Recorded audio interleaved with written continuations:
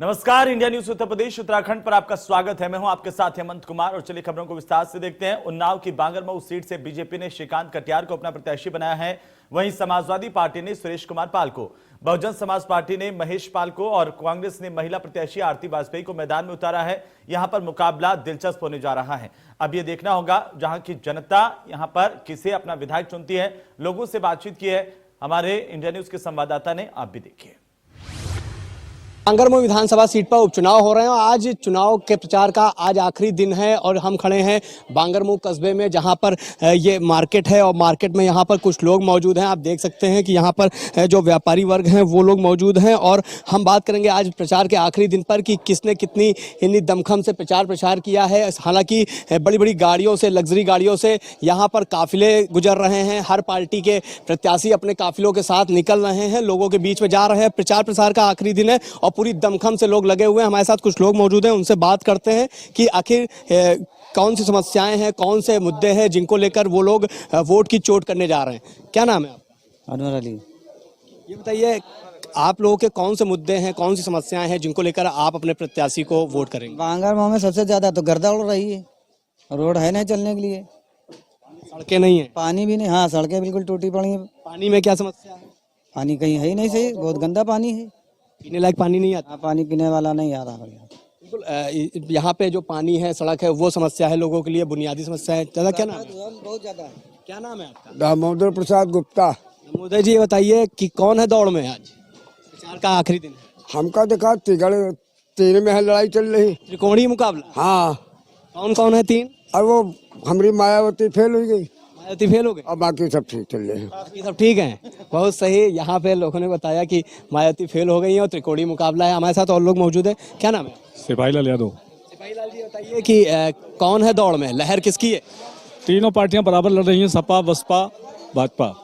तीनों पार्टियां बराबर लड़ रही हैं। बराबर लड़ रही। जीतेगा कौन? जीतेगा एक ही कोई जीतेगा। तीनों में दौर में त्रिकोणीय मुकाबला। त्रिकोणीय मुकाबला है। ऐसा समस्याएं और मुद्दे कौन से हैं जिनको लेकर आप लोग वोट? यहाँ मार्केट में खड़े हुए हैं, यहाँ पर जल भराव की समस्या है, रोड पे धूल उड़ा करती है ना। यहाँ मतलब कोई सफाई व्यवस्था कोई बढ़िया यहाँ नहीं है। सफाई व्यवस्था भी नहीं। हाँ, स्वच्छता मिशन चल रहा है, स्वच्छता अभियान चल रहा है नगर नगर। नहीं है। ये तो नगर पालिका नगर पालिका लगती है तो क्या आप कहेंगे, आप भी देख सकते हैं, उसमें क्या बात है। गंदगी है। गंदगी, बहुत गंदगी है। कैसे प्रत्याशी को चुने? अब वो तो समय बताएगा, इसमें हम क्या बता सकते हैं। बताएगा, बिल्कुल समय बताएगा। और लोग मौजूद हैं, एक नवयुवक है। क्या नाम है आपका? प्रशांत गुप्ता। प्रशांत जी, ये बताइए कि कौन सी जो बुनियादी समस्याएं हैं आप लोगों की जिसको लेकर आप लोग वोट की चोट करने जा रहे हैं।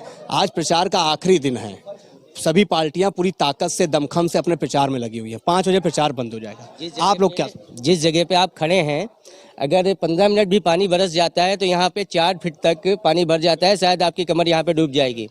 इसी कारण से ये सब जितने भी आप चौतरे देख रहे हैं, एक बार जरा सा आप अपना कैमरा चारों तरफ घुमा के दिखाएं। ये सब 4 साढ़े 4 फीट ऊंचे हुए हैं, ऊंचे बनाए गए। ठीक है, केवल इसी कारण से यहाँ पर आदमी 2 घंटे तक निकल नहीं पाता है जब जल भर जाता है, और केवल 15 मिनट पानी बरसने के बाद में। और रही मुद्दे की बात, तो हमारी समझ में कोई भी इस वक्त का इलेक्शन मुद्दे पे नहीं होता है। ठीक, जन समस्याओं पे तो होता है? नहीं होता है। समस्याएं कौन समाधान करता है? किन चीजों पे हो रहा है? अगर हमारी समस्या देखा जाए तो केवल बस पार्टी बेस, पार्टी बेस, कुछ भी नहीं। मतलब वोटों की गणित और जाति पे चुनाव हो रहा है। बस आप यही कह सकते हैं अच्छी तरीके से। जातिगत चुनाव। बिल्कुल 100% नगर से कभी भी बीजेपी नहीं जीती किसी भी इलेक्शन में। या तो कुलदीप सिंह नगर की मैंने बात किया है, विधानसभा की नहीं।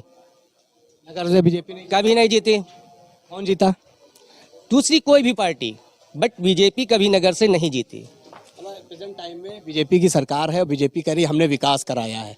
जो भी जन समस्याएं थी, जो भी मुद्दे थे, उन पे काम किया है। विकास के लिए तो ये होता है कि हर एक समस्याएं अलग अलग होती हैं। जैसे जल भराव की समस्या यहाँ पर है, नगर पालिका की जिम्मेदारी है, केंद्र सरकार या राज्य सरकार की नहीं होती, कि केंद्र सरकार की होती है। आप बताइए, आप तो हमसे ज्यादा जानते हैं। एडमिनिस्ट्रेशन की, एडमिनिस्ट्रेशन तो होता है। हिंदी में बताएं। मतलब प्रशासन होता है, नगर अध्यक्ष होता है, लेकिन सबसे पहले ये नगर पालिका की जिम्मेदारी है, ना कि विधायक के। बिल्कुल। यहाँ पे और लोग भी मौजूद हैं, उनसे बात करते हैं कि भैया क्या समस्याएं हैं।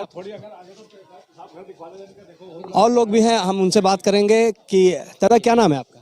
मेरा नाम पप्पू है। पप्पू जी, बताइए कि कौन लग रहा है दौड़ में, कौन आगे निकलेगा? इस टाइम कुछ कहा नहीं जा सकता, सब अपनी अपनी ताकत। चुनाव फंसा हुआ है। फंसा हुआ है।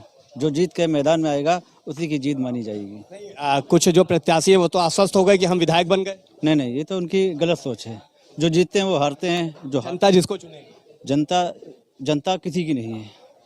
जनता जिसको चाहे वो आसमान में उठा दे, जिसको चाहे गड्ढे में गाड़ दे। जनता किसी की नहीं। जनता किसी की नहीं, जनता जिसको वोट करती है वही आगे बढ़ता है। और लोग ये क्या नाम है आपका? मनीष कुमार द्विवेदी। मनीष जी बताइए, आप यहीं के रहने वाले हैं? जी। तो कौन लोग हैं जिनको आप जिता रहे हैं?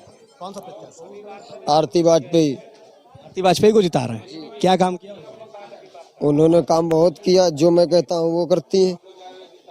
तो आप कहते हैं? क्या कहा आपने? हमने बहुत सारी बातें कहा उनके, हमने प्लाट पे भी रहे, हमको सहायता देती हैं। जो जो हम उनसे कहते हैं वो हमको देती है। पर्टिकुलर आपकी सहायता करती है और लोगों की करती पूरी सहायता करती हैं, पूरी मदद करती हैं भाई सबकी। बिल्कुल। आरती वाजपेयी के भी समर्थक हैं ये। और क्या नाम है आपका? नीतू गुप्ता। नीतू जी ये बताइए, आज के समय में जो विपक्षी पार्टियां हैं वो बीजेपी पे निशाना साध रही हैं कि बीजेपी ने कोई विकास कार्य नहीं किया, चाहे वो रोजगार हो, चाहे बेरोजगारी हो, चाहे नौकरी हो, चाहे शिक्षा हो, चाहे किसी भी चीज में कोई काम नहीं किया। और सरकार कह रही है हमने सभी काम किए।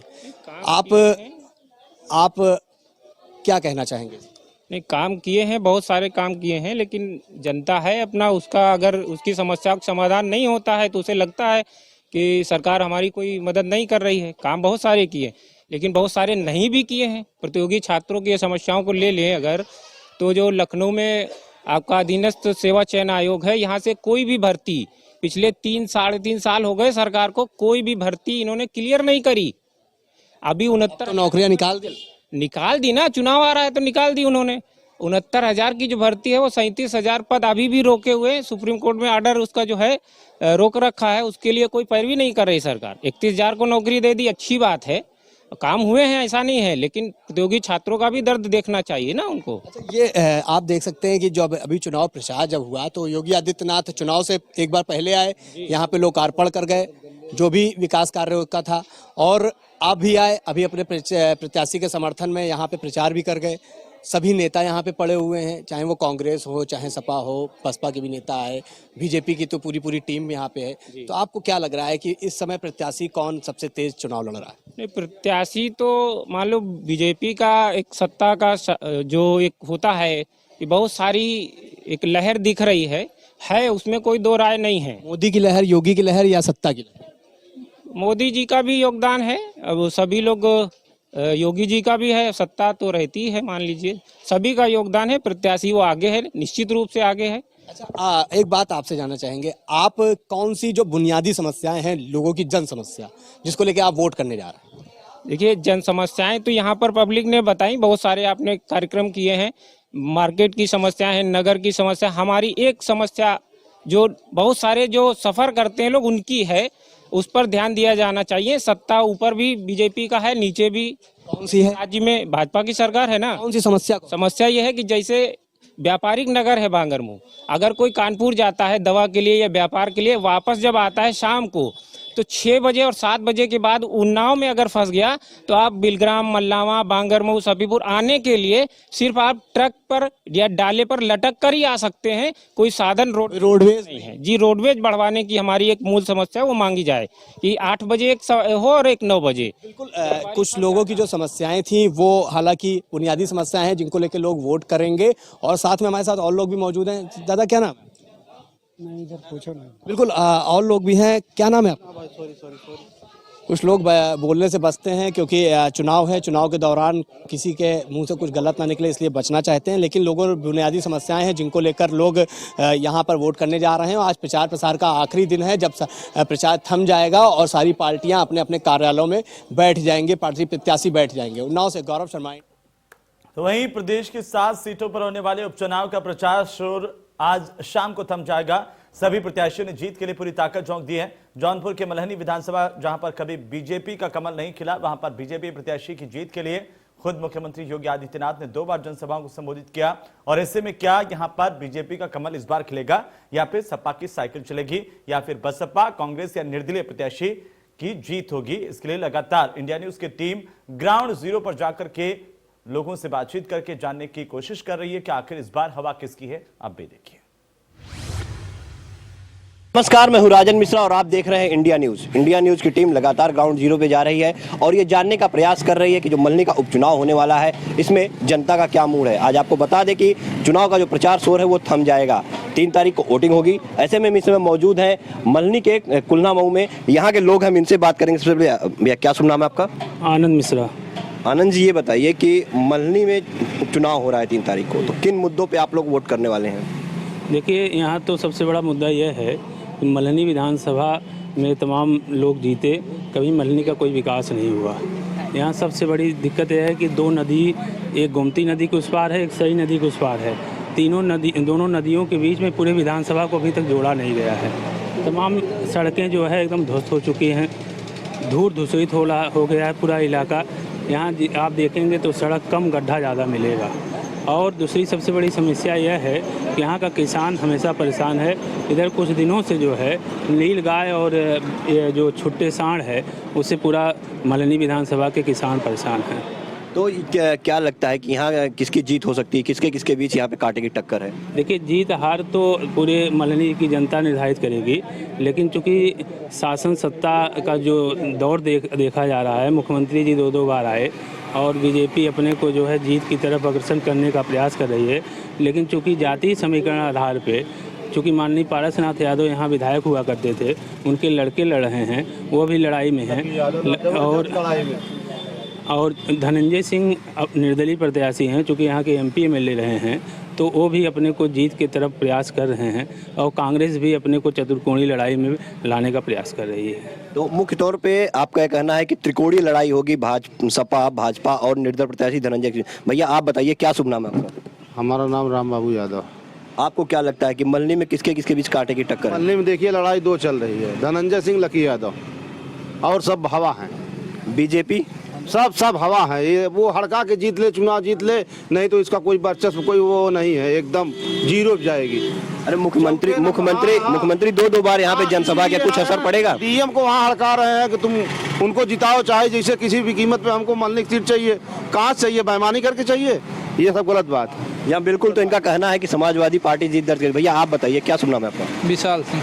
विशाल जी, ये बताइए कि क्या मुद्दे हैं जिन पे आप इस बार वोट करने वाले हैं इस उपचुनाव में? मुद्दे तो वो हैं, लेकिन यही जान लिए धनंजय जी और उसके बाद लकी, 2 लोगों के बीच में रहेगी टक्कर। और उसके बाद बीजेपी जो है, तो देखा जाएगा बाद में इलेक्शन के बाद क्या होता है, लेकिन अभी तो धनंजय हैं यहाँ। जी हाँ बिल्कुल, तो इनका भी ये कहना है कि समाजवादी पार्टी और धनंजय सिंह के बीच कांटे की टक्कर है। और कुछ लोग हैं। भैया क्या शुभ नाम है आपका? अनुज कुमार सिंह। अनुज जी, ये बताइए क्या लगता है कि बीजेपी का कमल यहाँ पे कभी नहीं खिला, इस बार खिलेगा कि नहीं खिलेगा?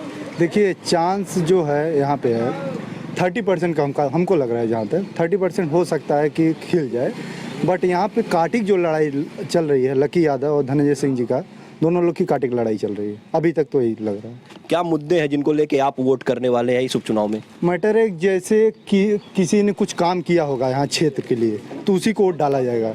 क्योंकि अगर बाहर का कोई बंदा आके यहाँ पे वोट मांगे या कुछ किया नहीं है, तो हम लोग तो काम देखेंगे तब ना वोट देंगे, उसी हिसाब से वोट दिया जाएगा। जी भैया आप बताइए क्या शुभ नाम है आपका? संजय मिश्रा। संजय जी, ये बताइए कि कभी कमल नहीं खिला यहाँ पे, जनसंघ था तब एक बार दीपक जला, उसका कमल नहीं खिला। तो इस बार बीजेपी की प्रदेश में भी सरकार है, केंद्र में भी है, उसके काम को भी आप देख रहे हैं, तो क्या लगता है कि कमल खिलेगा?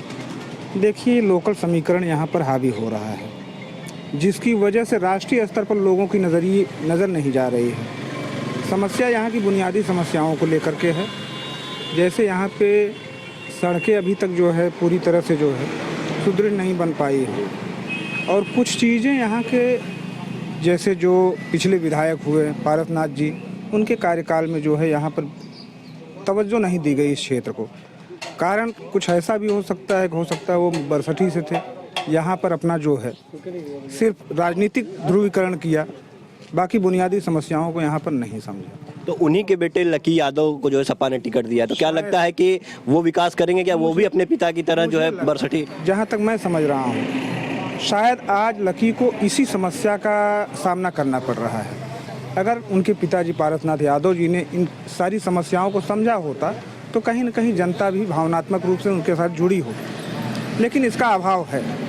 अच्छा, अब धनंजय सिंह की बात कर लिया जाए, तो धनंजय सिंह अपने कार्यकाल में यहाँ पर काफ़ी कुछ किया है, जैसे जलपेय की व्यवस्था, और सड़क की व्यवस्था, ये सारी चीज़ें उन्होंने मजबूती से और उससे भी अलग हट करके जनता की जो भी ज़रूरतें रही हैं व्यक्तिगत रूप से उन्होंने अपने स्तर पर निदान करने का पूरा प्रयास किया और किया भी है।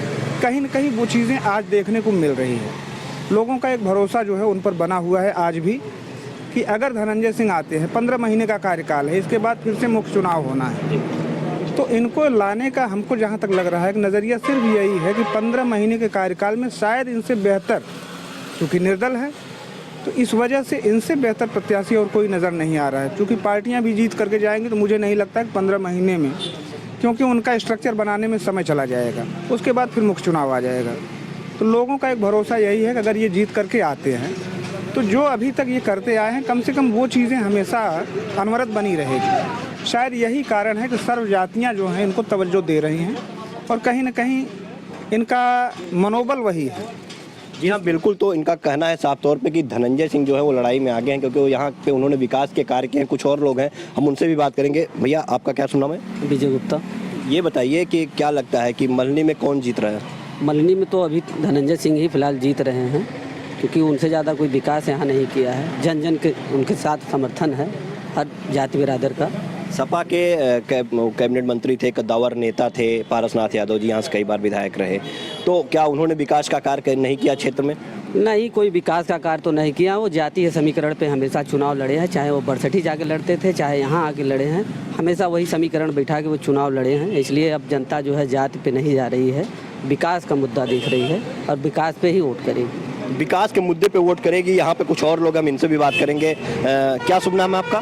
मनोज कुमार मिश्रा। मनोज जी, ये बताइए कि मल्हनी में जो है कभी कमल नहीं खिला, इस बार बीजेपी ने मनोज सिंह को प्रत्याशी बनाया है, काफ़ी टफ है भाजपा को जो है। खिले का भी नहीं, और समाजवादी पार्टी जो है दोबारा चुनाव जीतने जा रही है। लकी यादव यहाँ से विधायक होने जा रहे हैं। आप कह रहे हैं कि लकी विधायक होने जा रहे हैं, वहीं कुछ लोग का ये कहना है कि धनंजय सिंह जो है वो जीत दर्ज कर रहे हैं, निर्दल प्रत्याशी। तीसरे नंबर पर हैं धनंजय सिंह, जो कह रहे हैं गलत कहना है, तीसरे नंबर पर है। चुनाव जो है यहाँ सीधा लकी और बसपा की लड़ाई है। लकी और बसपा की लड़ाई है। क्षेत्र में हम गए, लेकिन बसपा का तो कहीं पे जिक्र भी नहीं हुआ जो है। बसपा को वोटर जिक्र नहीं करता है, वोट करता है। दलित वोटर उसके साथ है और समाजवादी पार्टी के वोटर उसके साथ है। जी हाँ, तो आप बताइए भैया, क्या लगता है आपको कि मल्हनी में कौन जीत दर्ज करेगा? इस बार विधायक कौन बन सकता है? मल्हनी में इस बार लकी यादव पूर्ण बहुमत, मतलब भारी से भारी मतों से जीतेंगे, और पूरा ब्राह्मण समाज लकी यादव के साथ है। और सिर्फ यहीं के नहीं, पूरा मल्हनी विधानसभा के जितने भी ब्राह्मण हैं 80% लकी यादव के साथ हैं। धनंजय सिंह लड़ाई में हैं, पर जीत लकी यादव की है। जी हाँ, तो बिल्कुल आप देख सकते हैं यहाँ की जो जनता है उनका साफ तौर पे कहना है कि यहाँ पे सपा, भाजपा और निर्दल प्रत्याशी धनंजय सिंह की लड़ाई है। और आज चुनाव प्रचार का शोर जो है वो थम जाएगा। 3 तारीख को वोटिंग होगी, उसके बाद 10 तारीख को परिणाम आएंगे, तभी पता चलेगा कि मल्हनी का विधायक कौन बनेगा और जीत का ताज किसके सर सजेगा।